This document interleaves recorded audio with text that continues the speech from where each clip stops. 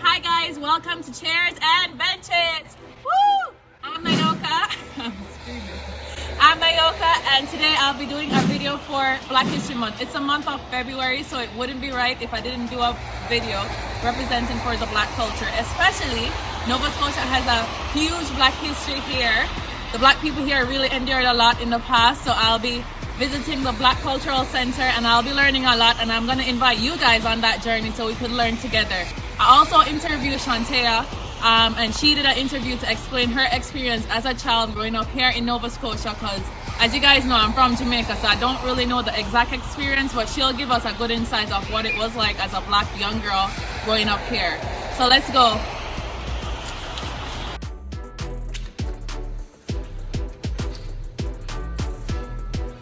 So basically, this man and his wife and also other people in the community really wanted a place that would represent Black history, African Nova Scotian history, but also be a source of education, so educational hub. So a place that you can walk into where you see familiar faces, people who look like you. They represent the narratives of those who struggled, faced a lot of adversity, racism, but still broke through those glass ceilings to create a better way of life for Black people in Canada. Yeah. So the two other major waves were the 1812 War of 1812 refugees. So it's from Chesapeake Bay area, Virginia, and Georgia. So the men and women that you see on the tops of the banners, we consider them as community pillars. So we chose them because they did something significant for themselves.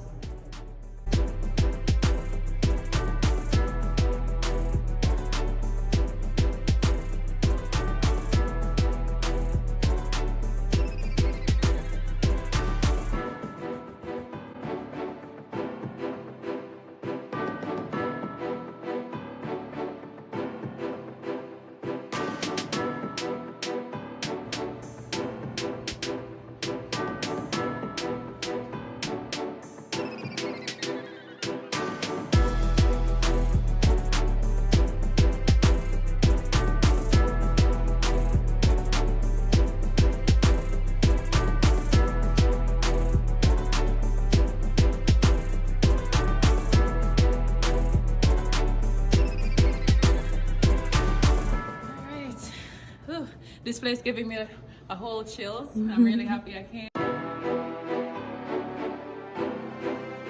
So you can definitely hit up our website at bccns.com, or you can find us on Instagram at bccns. Alright.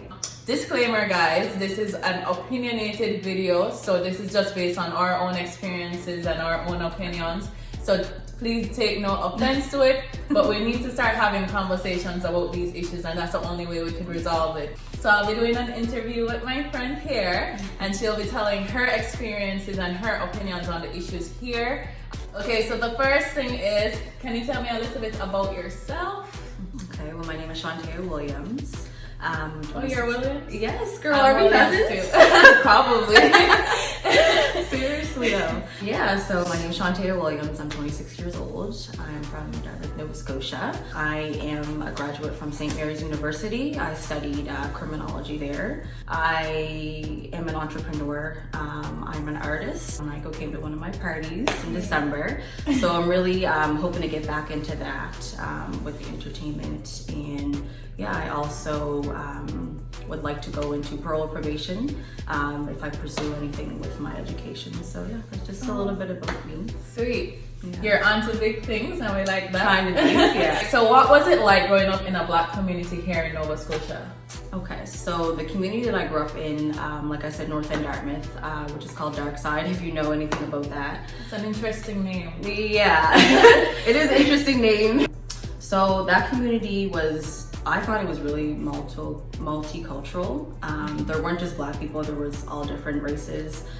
It was very close-knit, which I really like that about it. Everybody knows each other. I had a lot of cousins, so I had lots of experiences and fun times with my cousins and stuff growing up there, so. Nice. So the next question is, what are some stereotypes in Nova Scotia about Black people that you would like to clarify? One of the big ones, I guess I'll just jump right in. One of the big ones is that we all work. So if anybody knows what that means, it means dance or strip. So that's not the case with everybody, and I feel like that's in every community. Different people do that. Power to you. Like, not judging anybody, but that's a big stereotype that we get. I go away to Toronto at least once or twice a year. If I go there and there's some people, you know, that we're partnering with or whatever, they ask where we're from and they're like, oh, you're from Scotia? I'm like, yes, I'm from Nova Scotia. Like, what is the problem? Yeah. So it's a little annoying because it's like, okay, can't somebody just go away without doing other things? Like, I like to go on vacation. I like to just have fun. Anyways, what is your opinion about Black supporting other Black businesses in Nova Scotia? And just Black business in general, like what's the struggles or what do you guys face here? I feel like there's definitely not enough Black businesses here for the amount of Black people that there is in Nova Scotia.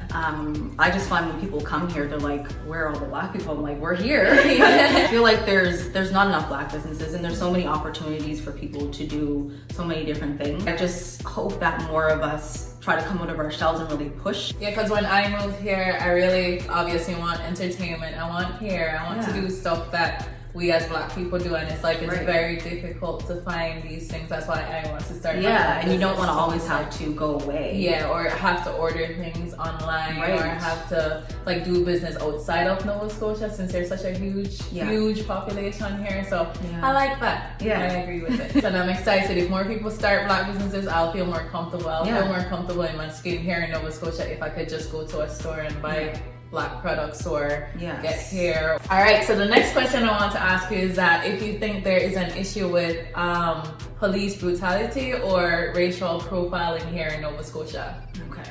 Yes, there definitely is. I've had my own experience. I could talk a little bit about that. There's been times where we're at the mall being followed around just because we're brown skinned and we're shopping. I actually had an experience to where this lady followed me out of a store, followed me into another store, tried to confront me and embarrass me and accuse me of stealing.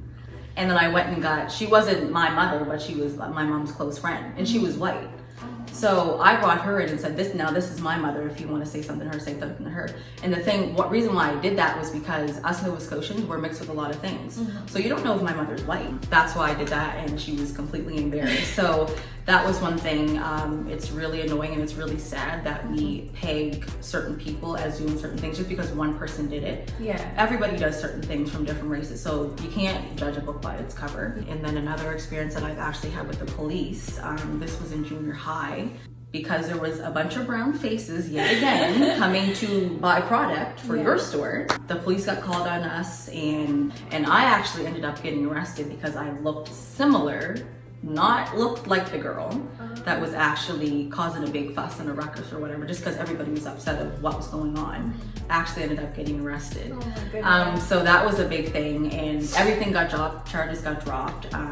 The cops didn't even end up showing up because they knew that they were completely wrong. And it was funny because that year, and this was when I was in grade 7, so that year a couple of my friends got arrested, and just because of the color of our skin. As Black people, we can't suffer the consequence of one or two people who did wrong. Like, we're all individuals, we're different people with different interests. So it's good to bring awareness to that, because that's actually really sad. And the same thing with the police. I can say I don't really like police that much because of that experience. So that put a bad name on the police, and that was when I was 13 years old. I'm 26 now. A child. So I still feel the same way. Like, I don't care for you that much, but it's the same thing. One person does this, and then now we hate all these people. So it's just, it goes back and forth. But everybody just needs to know that we're all human, so let's treat each other as humans at the end of the day, you know? So that's something, like, anybody else that have stories, please comment down below, because we want to highlight all these issues in aid to stop them, really. So the next question is, how hard is it to date here in Nova Scotia? Honestly, it's kind of hard because, I mean, it's not small, but Nova Scotia is small. Like, the community that we live in, there's a couple different Black communities here, and a lot of us are family. Like, I'm not even gonna lie, because we just, you know, like, down the lineage, like, we come from the same people. So it's really hard to go and date and not say, oh, like, is that my cousin or whatever, or check with your parents first. That's what most of us have to do, because because it is, like, so small. If you're gonna date inside of your community. Now, if you're gonna date outside your race, and that's a different story, obviously you don't have to ask questions. But Yeah, it's kind of hard. And then also like everybody kind of knows each other, and people usually like date in the same circle. So, and that's the thing, like some people are dating these people and then, oh, like he's whatever, and then I'm gonna date him. So it's just like, yeah, it's kind of awkward. Or you have to date outside your culture, like, you know, like outside of the Nova Scotian culture. But what do you think you can do to fix that? It's just I think, honestly, I think people just need to be more open-minded. Like, I feel like some people are scared to date outside their race or outside their, like, Scotian culture or whatever. Because, I mean, there's a lot of people that come here from away that go to school and stuff. And obviously there's other people here in Nova Scotia that are not black. So I think that we just need to be more open-minded and not worry about what other people think when it comes to dating. Like, oh, he's not in our circle, so why is she going out with him? Like, because I want to be with him or whatever. I want to be with her. I could see how that would be a challenge though, because honestly I'm Jamaican and I would want to date in my culture just because, you know, it's good for family. Yeah. So I can see how hard that would be if like you have to question everybody you date. Yeah. If you guys are related, like that would be so hard. Yeah. But I guess you guys make it work and be open-minded, as you said. What is it like being a black student in university? What were your experience like? Well, I had a great experience. I studied criminology, and that is a really good degree. It's really broad, so you can kind of do different things with it. For me, I would like to go into parole or probation if I follow that career path with my degree. But there's a lot of opportunity with that. I got kind of two different vibes because I was home when I went to school and I lived at home. And then I also had friends that went to Acadia, so I would go there often and get like the real university experience. Like, 'cause I would stay for a weekend if there was events or something going on.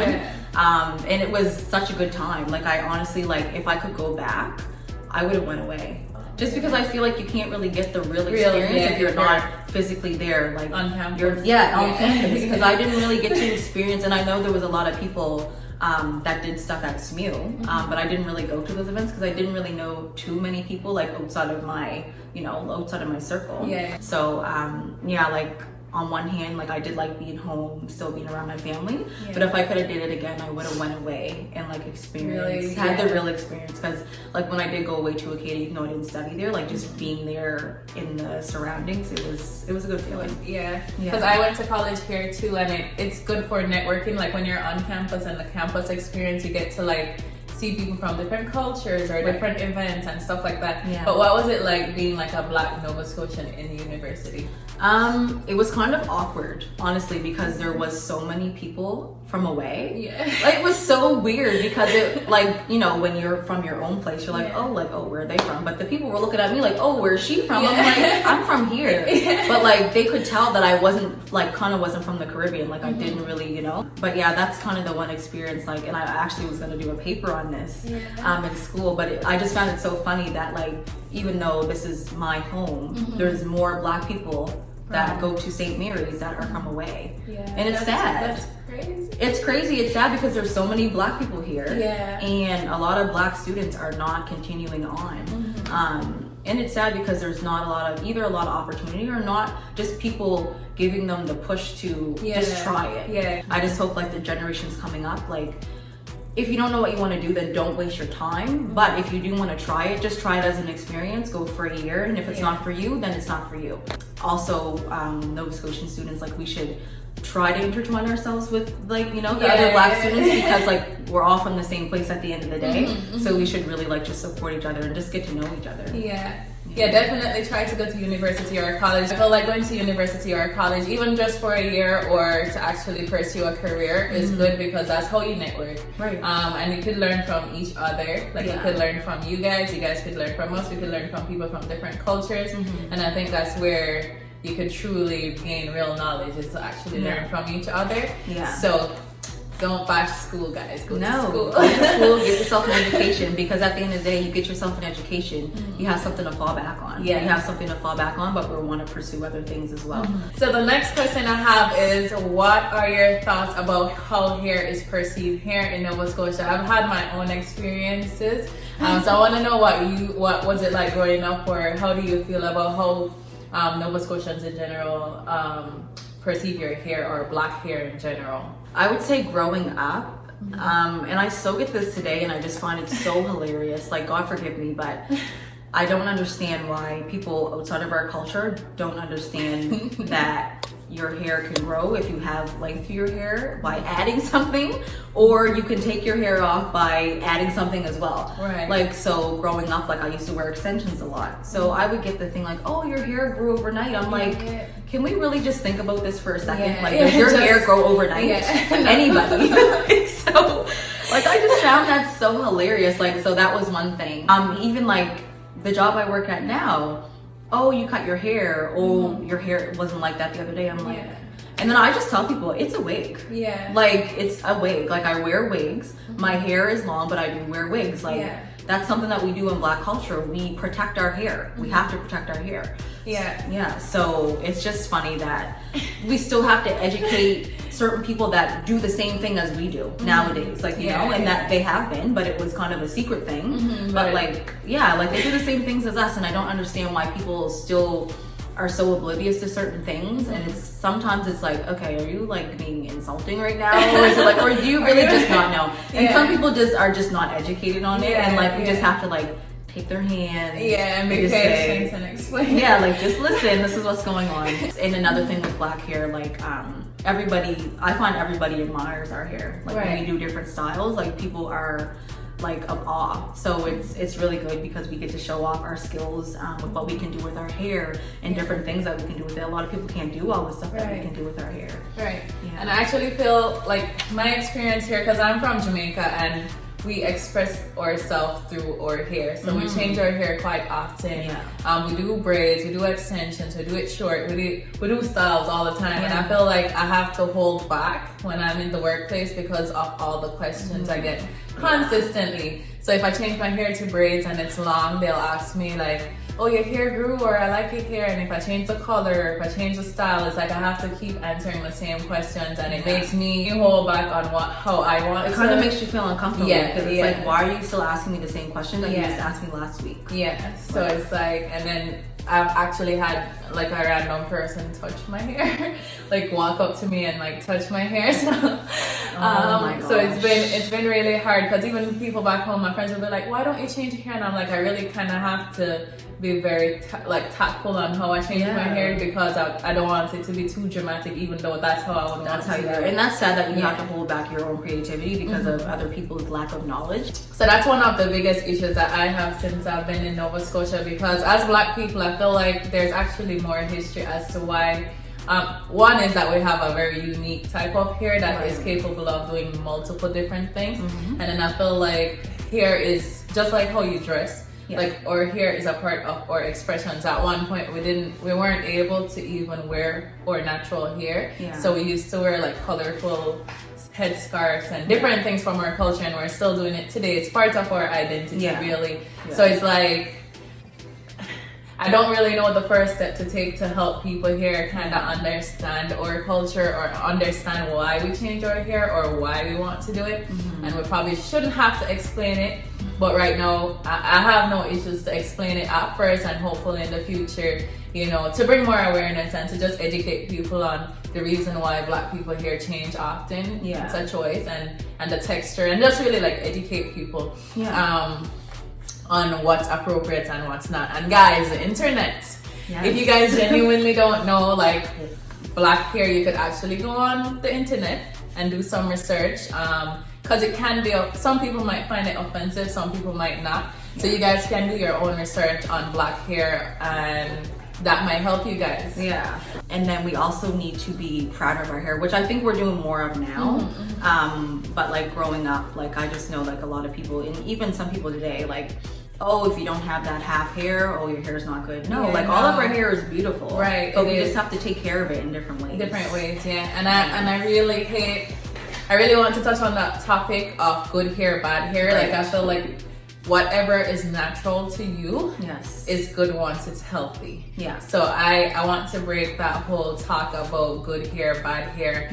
So we do need to take care of our hair, and there's people who are Black who choose not to wear their natural hairs just for expression. I feel like what you do with yourself should be a choice. Like there's this whole controversy about like wearing your natural hair or wearing wigs or weaves. Like I like to change my hair because I just don't like to look the same all the time. It has nothing to do with me not loving myself or wanting to appear as another race. It's just genuinely how I express myself and not being the same all the time. So I could talk about hair the whole time because it's but I could probably do another video on like really explaining hair. And then if you guys ask a question, I'll just direct you to that video. How do you think Black people are treated in the workplace? I know Canada promotes diversity a lot, but I don't know.